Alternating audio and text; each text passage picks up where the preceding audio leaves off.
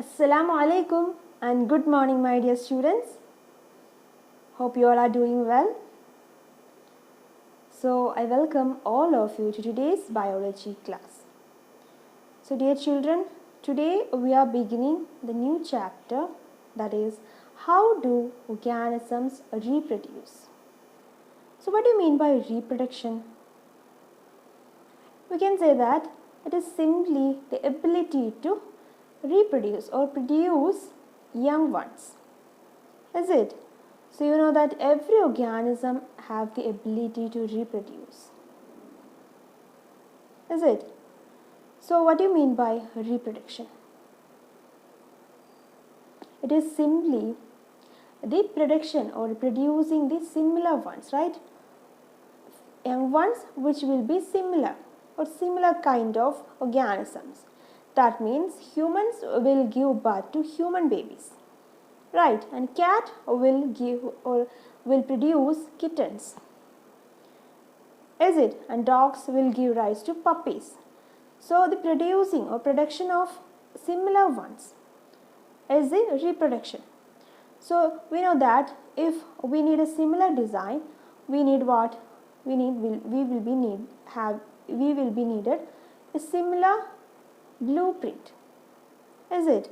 So before we have to create a similar design, what we need? A similar blueprint is needed. What is a blueprint in humans or in organisms?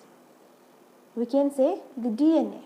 The DNAs are the blueprints in organisms, which will decide how the organism will look like or what all characters should be present in an organism will be decided by the DNA present in their body. Okay, so during the reproduction, this parent DNA is getting transferred or getting copied to the offspring. What do you mean by offspring? The newly produced one is called the offspring. Okay, so the parent DNA is copied to the offspring. That means the characters are transferred from the parent to the young ones. Is it? That is occurring during the reproduction. So we can say that during this copying of DNA, what will happen? Some sort of variation, some kind of changes will occur in the DNA. Okay, so during the copying of DNA, there will be some variations. So as a result, the newly formed organism or the newly formed DNA will be similar of the parent DNA, but it will not be identical. Okay, it will be similar to the parent, but it will not be identical. We are produced by our parents. Is it? Our parents produced us. So, is it similar? We are identical to our parents? No, right? There are similarities with our parents, or you can see some sort of similarities with your parents, either father or mother, but you will not be identical to your father or mother, is it? So that means during the copying of DNA, some sort of variations will occur in the DNA that give rise to these kind of changes. Okay, so these variations is very important because these variations will help the organism to adapt to the external environment, and also it will contribute to the evolution. Is it? That's how the evolution or the changes is occurring in this earth, right? In the organisms. Is it? So this is about the reproduction, and you have to keep in mind about the importance of variations. So various organisms will reproduce by different methods of reproduction or different modes of reproduction. Okay, the reproduction in plants will be different with animals, and different organisms will reproduce with different modes of reproduction. That all we will discuss in this chapter. Okay, so let's move into the topic in detail. So what is reproduction? So reproduction is the process by which organisms generate new individuals of the same kind. And reproduction is essential for the survival of a species on this earth. That means the process of reproduction ensures the continuity of life on earth. For example, human beings reproduce by giving birth to babies. Right. So these babies grow and ultimately become adults. So when the old parents die, their sons and daughters keep living on this earth. Okay. So simply, you are the children of your parents, right? You are the son or daughter of your parents. And your parents are son or daughter of your grandparents. Is it? So this process is continuing. From your grandparents, your parents are formed, and from your parents, you are formed, right? So this process is continuing. That means the process of reproduction ensures the continuity of life on the earth. And also, reproduction gives rise to more organisms with the same basic characteristics as their parents. Is it? For example, human beings always produce what? Human babies. And cats always produce kittens. And what about sunflower? Sunflower seeds always produce sunflower plants. Okay, so same kind of organism or same kind of characteristics are formed by the parents. Is it? That means the characters of the parents are transferred to their young ones. Okay, so you know that our father or mother are called our parents, and the newly formed organisms from the parents are called offsprings. What is offsprings? So the characters from the parents will be transferred to the offsprings. Okay. So next we have types of reproduction. So the reproduction is in two different modes, that is sexual reproduction and asexual reproduction. Sexual reproduction means there will be involvement of two parents, male and female parents, and there will be a presence of reproductive cells. Okay, in such organisms there will be reproductive cells or sex cells, or we can say gametes. Okay, so the organisms which reproduce sexually will make use of these sex cells or gametes, and this type of reproduction is found in higher organisms or higher animals. Okay, and next mode of reproduction is asexual reproduction. Next mode of reproduction is asexual reproduction. In asexual reproduction, there will be no presence of sex cells or gametes or reproductive cells, and here there will be only one parent. Okay, there will be a single parent, and the offspring arises from a single parent. So we can say that the production of a new organism from a single parent without the involvement of sex cells is called asexual reproduction. Okay, this will be seen in the lower organisms like amoeba, then bacteria, then plants, etc. Okay, so this type of asexual reproduction can be seen in some type of plants, then amoeba, hydra, rhizopus, etc. So first we will discuss about the asexual reproduction. Asexual reproduction takes place by 6 different methods. There are first one fission, then fragmentation, budding, spore formation, regeneration, and vegetative propagation. Okay, so asexual reproduction takes place by 6 different methods. First we will look at the fission. So fission means many single-celled organisms or unicellular organisms like protozoa, bacteria, etc. will just split into 2 identical halves during the cell division. Okay, and this lead to the creation of new organisms.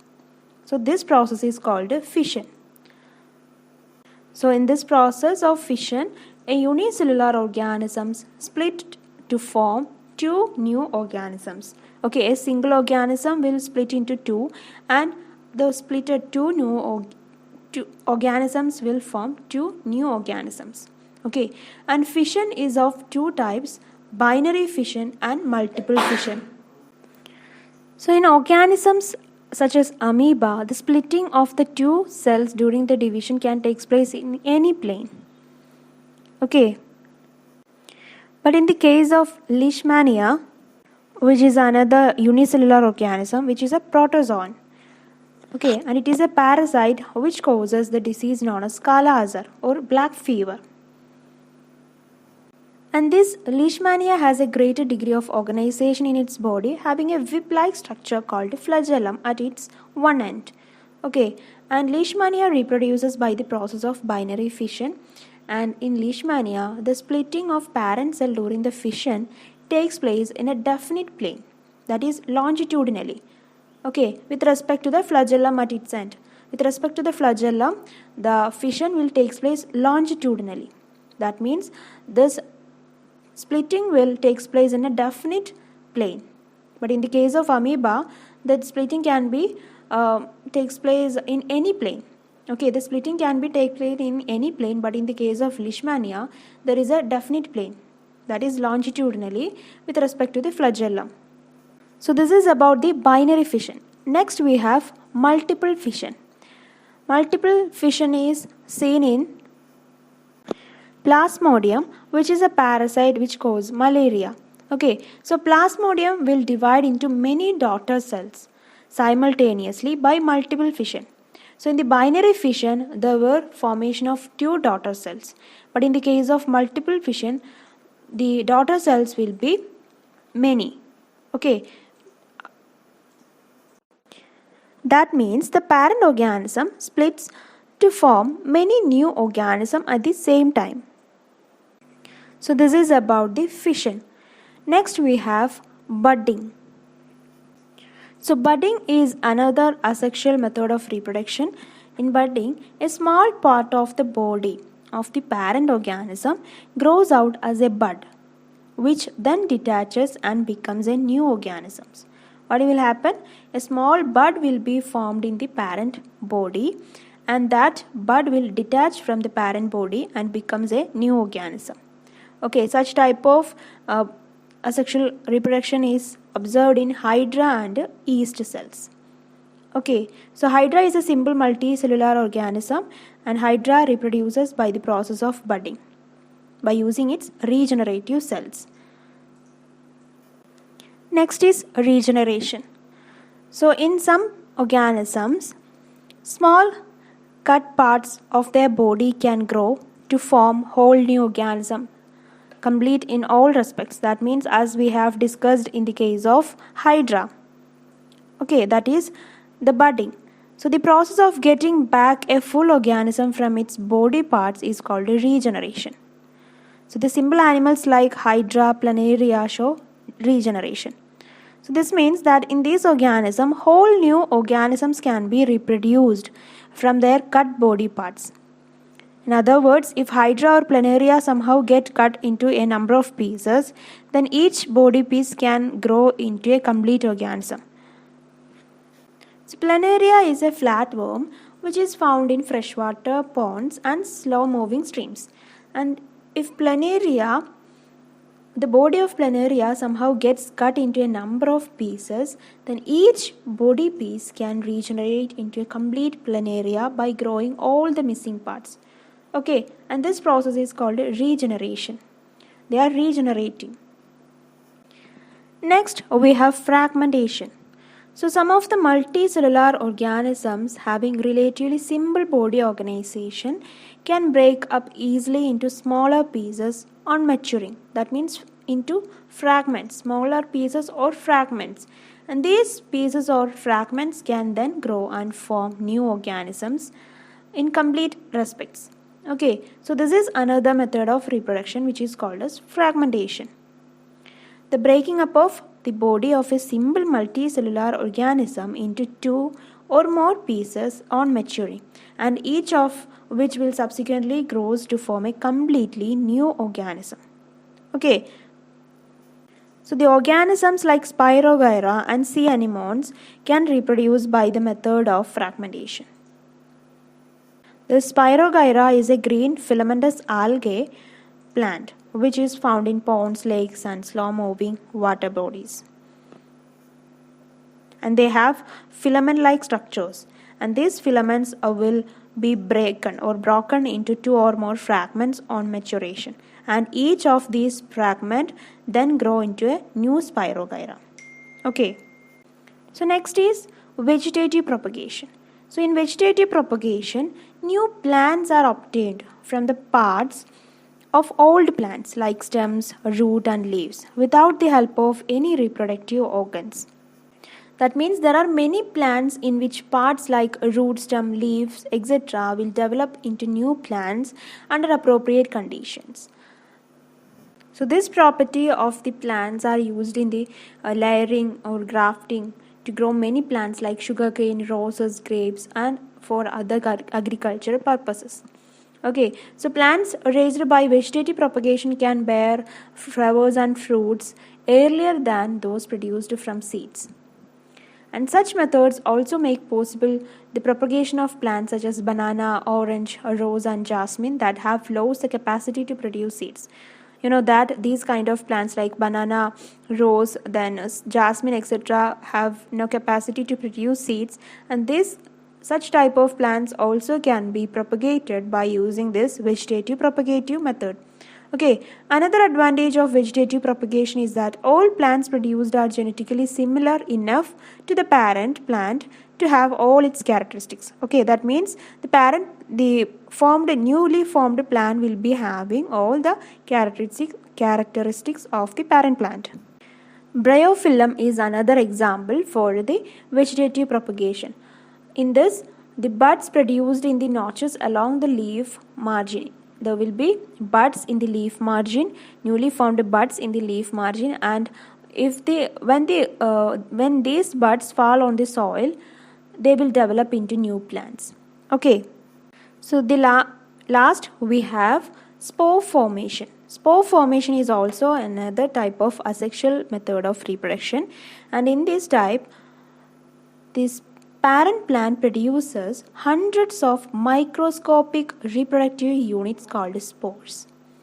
And when the spores burst, okay, the spore case or this sporangia in the plant burst, the spores will spread into the air. And when these spores get favorable conditions like damp and warm conditions, they will germinate and produce the new plants. Okay, so that means the spore present in here are resulting in the production of new organism. Okay, so from the spores, the new organisms are produced in the favorable conditions. Okay, here this type of reproduction can be seen in rhizobus fungus, which is a fungus, then mucor. In such organisms, we can see this mode of reproduction. So these are the different modes of asexual reproduction. So students, in today's class, we discussed about the reproduction, two different modes of reproduction, that is asexual reproduction and sexual reproduction, and in detail we discussed about the asexual reproduction, is it? And in that we discussed about the fission, is it? And in fission we discussed about the binary fission and multiple fission, and then we discussed about fragmentation, then regeneration, budding, spore formation and vegetative reproduction. Is it? So these are about the asexual reproduction. So I think all of you have understood the topic. So we will discuss in the live class. Okay, so you can clear your doubts in there. Okay, so that's all. Thank you all of you.